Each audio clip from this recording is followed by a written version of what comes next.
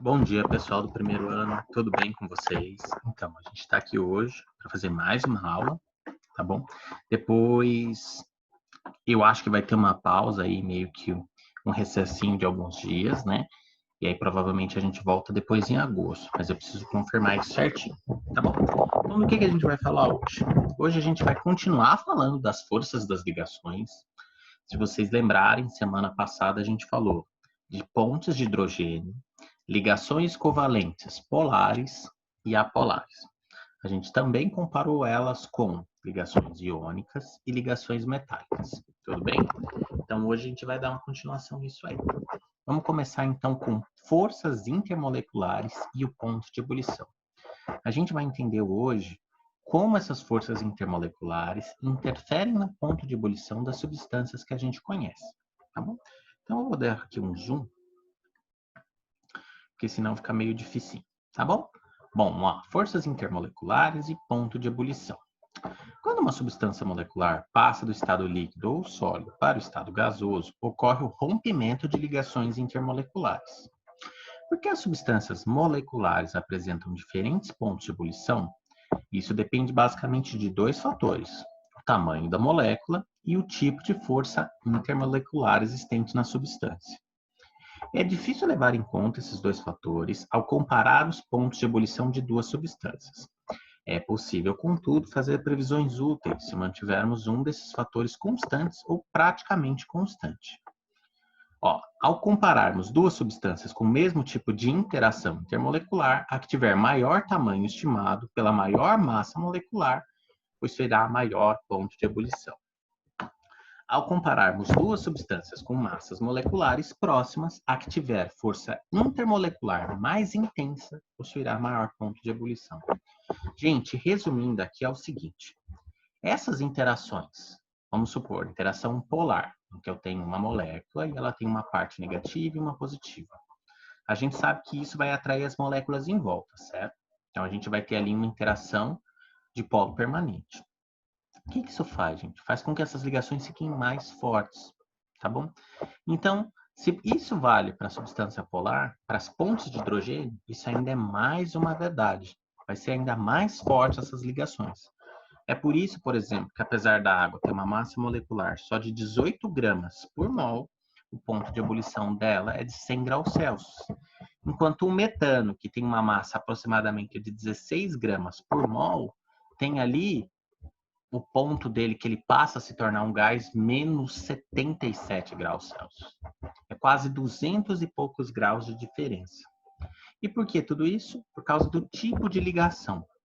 Mas na prática são duas coisas que interferem: o tipo de ligação e não só o tipo de ligação, a massa molecular.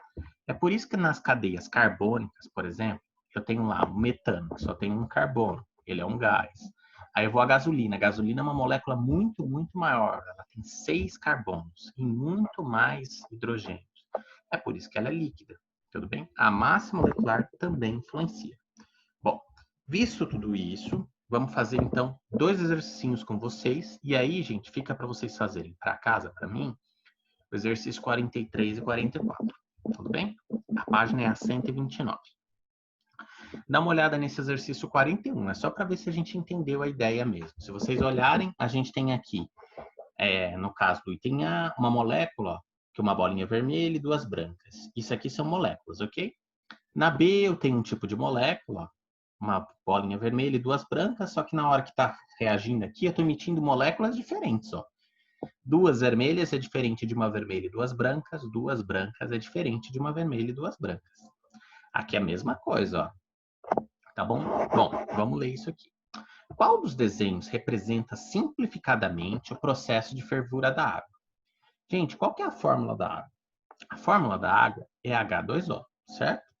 Sendo assim, aqui, se a gente olhar nos exemplos, ó, todos eles têm uma bolinha vermelha e duas brancas. Isso aqui seria quem? O H2O, como se fosse a molécula de água, tá bom?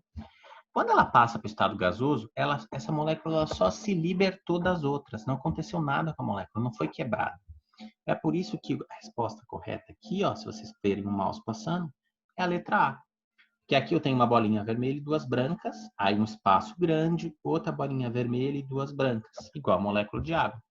Aqui no item B, no C e no D, a gente está quebrando essa formação e formando outros grupos, outros tipos de moléculas. É por isso que a resposta correta é a letra A.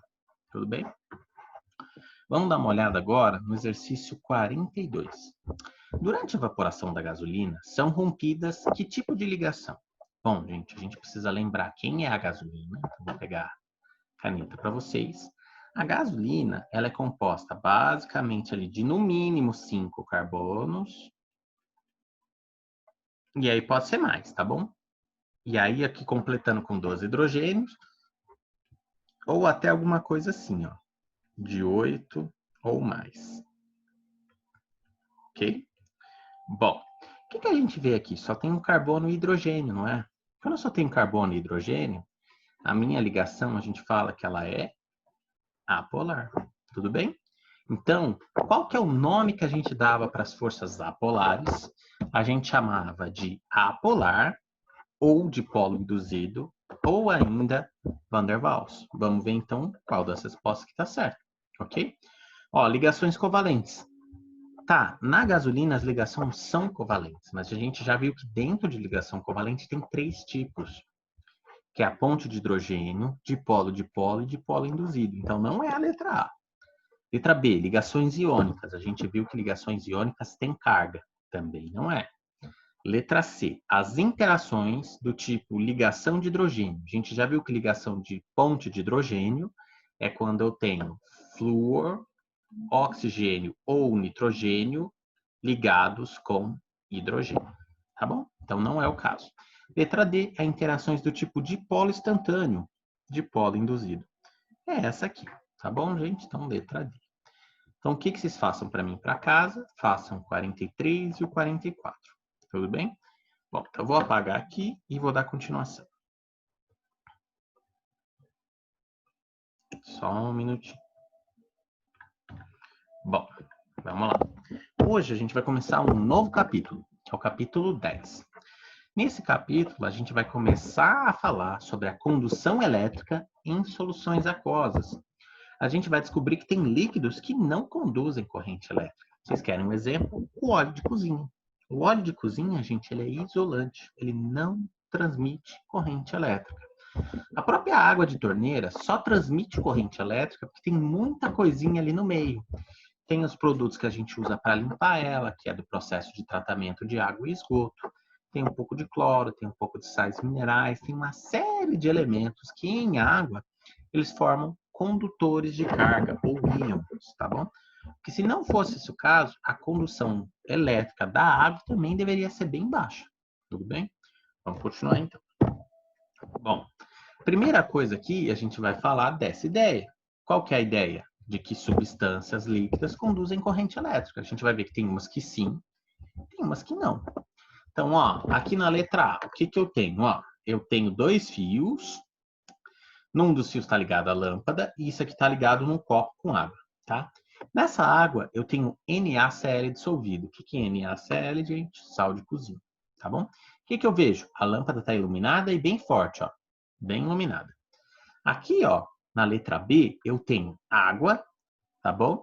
E eu tenho um açúcar dissolvido aqui, ó, C12H22O11. Isso aqui provavelmente é sacarose, algum açúcar similar, tá bom? O que eu vejo?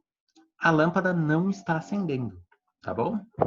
E na letra C, ó, eu tenho a mesma coisa, só que agora eu tenho HCl. HCl é o ácido clorídrico, é o mesmo que vocês têm no estômago de vocês, que ajuda a gente a digerir os alimentos, tá bom? O que a gente percebeu aqui? Ele só acendeu em A e em C, em B não. Uma coisa que é importante ressaltar aqui, gente, é para que essa lâmpada realmente não acenda em B, a água que a gente adicionou tem que ser pura. Tem que ser uma água que a gente fala que é deionizada, que é uma água bem pura, que a gente só consegue obter em laboratório. Tá bom? Bom, vamos continuar então. Ó, substâncias iônicas produzem soluções que conduzem corrente elétrica. Ok, a gente viu isso aqui em A, ó. Porque eu adicionei NaCl, que é uma ligação iônica, vai dividir em Na+, e Cl-, ok? O açúcar de cana, C12H22O11, a gente também chama isso de sacarose, tá bom? E o cloreto de hidrogênio, HCl, são os dois substâncias moleculares. Como assim? Eles não são iônicos, ok? Bom, algumas substâncias moleculares produzem solução aquosa que não conduz corrente elétrica. Por exemplo, o açúcar de cana ou sacarose. E aí tem um açúcar menor aqui que é a glicose. Álcool comum e ureia. Então, nenhum desses quatro, gente, eles vão produzir soluções que conduzam corrente elétrica. Por quê? Porque a maneira como eles se dissolvem em água não produz portadores de carga. A gente já vai falar disso lá na frente. Ó, algumas substâncias moleculares produzem solução aquosa que conduz corrente elétrica. Exemplo, cloreto de hidrogênio, que é o HCl, brometo de hidrogênio, que é o HBr, amônia, NH3. Lá pra frente, a gente vai ver que todos esses carinhas, eles são ácidos, tá bom? E os ácidos, eles ionizam em água, ok? Bom, vamos dar continuação. Ó, dissociação iônica e ionização. O NaCl, que é o sal de cozinha, ele sofre dissociação iônica. Quando o cloreto de sódio é dissolvido em água, lembre-se, dissolver é o ato de fazer uma solução. Os íons presentes no seu retículo cristalino são separados por ação da água. Na verdade, gente, vocês lembram que na água a gente tem ponte de hidrogênio, certo? Então a gente tem muitas cargas positivas e negativas lá. Essas forças, elas entram ali em contato com esses compostos iônicos e ajudam a fazer com que eles se separem, porque na ligação iônica, um dos elementos rouba o elétron do outro. Vocês lembram disso? Aí, ó, esse desenho, gente, tenta mostrar isso. Essa é o retículo do sal antes de colocar na água. E depois que eu coloco em água, olha o que acontece, ó. As moléculas de água isolam os elementos de carga positiva e isolam os elementos de carga negativa. Tudo isso por causa da polaridade da água, que se deve às ligações de hidrogênio, tá bom? Bom, dissociação iônica é a separação dos íons de uma substância iônica que acontece quando ela se dissolve em água. Um material pode conduzir corrente elétrica desde que apresente cargas elétricas livres para se movimentarem. Perceba que a solução aquosa de cloreto de sódio tem íons livres e, portanto, isso, de acordo com o fato dela conduzir corrente elétrica. A dissociação iônica do NaCl em água pode ser assim equacionada. Então, a gente tem o sal de cozinha, NaCl, ele vai dividir em Na+, e Cl-. Tudo bem? Bom, vamos seguir. Agora a gente vai falar do porquê que o açúcar não conduz corrente elétrica. Ó, o açúcar não sofre dissociação iônica. O açúcar cana, C12H22O11, é uma substância formada por moléculas. Quando ele se dissolve em água, suas moléculas são separadas por ação da água. Então, ó, esquema de dissolução do açúcar. Aqui é o retículo cristalino do açúcar. Coloca ele em água, ele separou as moléculas, ou as bolinhas azuis, cercada dessas bolinhas vermelhas, que são as moléculas de água. Ele se dissolveu. Mas o que acontece? Essa molécula continua sendo C12H22O11. Ela não transmite carga, ela não é um portador de carga, tá bom? E é por isso que não conduz corrente elétrica. Ó, a separação das moléculas do açúcar não pode ser chamada de dissociação iônica, uma vez que não há íons se separando. Tal processo não possui nenhum nome em particular. Se você precisar se referir a esse acontecimento, diga apenas que o açúcar se dissolveu em água. A dissolução do açúcar em água pode ser assim equacionada. Então, eu tenho ele aqui sólido, gente, que representa aqui 1 trilhão, várias moléculas aqui, tá? Colocou em água, eu separei elas. É como se fosse um bloco de Lego que eu soltei as peças. Mas nenhuma das peças tem carga, tá bom? E aí tem esse quadrinho que é importante, ó. Não confunda dissolução com dissociação iônica. Dissolução, gente, ó, é o ato de dissolver, processo que ocorre quando uma substância se dissolve em outra. Agora, dissociação iônica, essa sim eu vou dividir os elementos em elementos com cargas positivas e negativas. E é isso que eu preciso para conduzir corrente elétrica, tá bom? Então vamos seguir. Vai falar agora do NaCl, ok? Bom, aliás, o HCl, né? O que ocorre ao dissolver o cloreto de hidrogênio, é o HCl, tá, gente? Esse é o ácido clorídrico em água, é um pouco diferente. Quando o HCl se dissolve em água, suas moléculas não são apenas separadas e se dispersam na água, mas também são quebradas sob a ação desse líquido. Nessa quebra, ambos os elétrons da ligação covalente entre hidrogênio e cloro permanecem com o cloro. Nenhum fica com o hidrogênio. Assim ocorre a formação do cátion H+, é isso que a gente chama de ácido, tá, gente? Quando libera o cátion H+, e do ânion Cl-. A solução resultante conduz eletricidade porque apresenta íons livres. Quem são os íons? H+ e Cl-. Gente, isso vai acontecer sempre que eu tiver ácidos. A gente vai ver que isso também acontece quando a gente tem bases, tá? E, lógico, sais que já são produtos iônicos, ok? Ó, ionização é a formação de íons que acontece quando algumas substâncias moleculares se dissolvem em água. Exemplo de substâncias que se ionizam ao serem dissolvidas em água são cloreto de hidrogênio, brometo de hidrogênio e amônia. Nem todas as substâncias moleculares sofrem ionização ao se dissolverem em água. A ionização do HCl em água pode ser assim equacionada. Então, tenho aqui o HCl, a molécula de água, que ela é bem polar, ela vem, quebra essa ligação do HCl no meio, porque lembra, o Cl é negativo e o H é positivo. Quebrou ela no meio, aí o H fica aqui com a carguinha positiva dele e o Cl com a carguinha negativa dele. Tá? Deixa eu passar para o próximo. Bom, então a gente vai continuar agora, gente, definindo essas soluções, tá? Soluções eletrolíticas e não eletrolíticas. Ó, solução iônica ou solução eletrolítica é aquela que contém íons e, portanto, é condutora elétrica. Então, a gente viu o NaCl como exemplo e a gente viu o HCl como exemplo. Solução molecular ou não eletrolítica é aquela que não contém íons e, portanto, não condutora elétrica. Exemplo, solução aquosa de C12 e H22O11. As substâncias que dissolvidas em água produzem solução condutora de corrente elétrica são denominadas eletrolitos. Então, ó, ele usou o NaCl e o HCl como exemplos. Gente, via de regra, é legal gravar isso aqui. Sais, bases e ácidos são soluções eletrolíticas. As demais, não. Tudo bem? Os eletrolitos nada mais são que substâncias que, ao serem dissolvidas em água, sofrem dissociação iônica ou sofrem ionização. E aí, aqui a gente tem uma tabelinha com tudo, tá? Comparando os comportamentos estudados, podemos agora reunir o que estudamos nesse capítulo. E no tema ligações químicas em um único esquema, que mostra situações práticas em que há interesse de saber se uma substância conduz ou não corrente elétrica, à pressão ambiente. Então, a gente tem aqui uma substância iônica. Ó. Quando ela é pura, usualmente, se ela for muito aquecida, ela pode sofrer fusão. Então, ela vai se tornar, pode continuar como sólida ou líquida. Se ela ficar líquida, gente, conduz corrente elétrica. Então, o que a gente está vendo aqui? Essa é uma tabela tá meio confusa, né? Na verdade, é substância iônica no estado sólido não conduz. No estado líquido, conduz. Tá bom?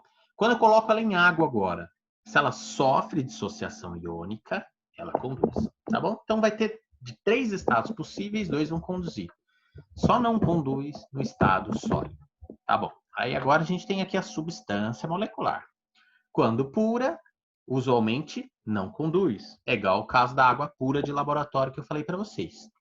Em solução aquosa, ou quando tem alguma coisa que ionize ali dissolvida no meio, aí ela pode conduzir eletricidade. Se isso que eu dissolvi na água, ele for uma substância molecular que não ioniza, não conduz. Tá bom? E a substância metálica, que se ela for pura, sempre conduz. Tá bom? Então, todos os metais conduzem corrente elétrica. Alguns melhores, alguns piores. Mas todos conduzem. Ok? Bom, então agora, gente, eu vou resolver essa questão número 1 para vocês.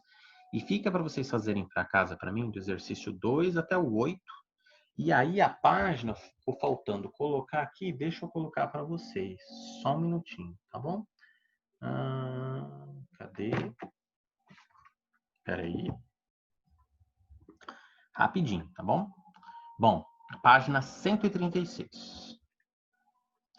Não sei porque eu não coloquei isso antes. Deixa eu colocar agora. Ok? Bom, então o que é aqui? Ó? O que os químicos denominam solução eletrolítica e solução não eletrolítica. Gente, o que é solução eletrolítica? Solução eletrolítica são aquelas em que os componentes que foram dissolvidos ou sofreram dissociação iônica ou sofreram ionização. Ok? Que isso quer dizer o quê? Que agora eles vão se dividir em portadores de carga positiva e negativa. E o que é uma solução não eletrolítica? É aquela solução que, quando eu dissolvo um composto molecular num líquido, ele vai se dissolver somente nas moléculas. Essas moléculas não vão se quebrar entre si e não vão gerar componentes nem de carga positiva, nem de carga negativa. Tudo bem? Então, isso é essa primeira questão. É só isso, só a definiçãozinha teórica. Então, o que fica para vocês fazerem para mim? Para casa, do exercício 2 até o 8, da página 136, tá bom? Então, era só isso. A gente se vê de novo na próxima aula. Um abraço para vocês e tchau.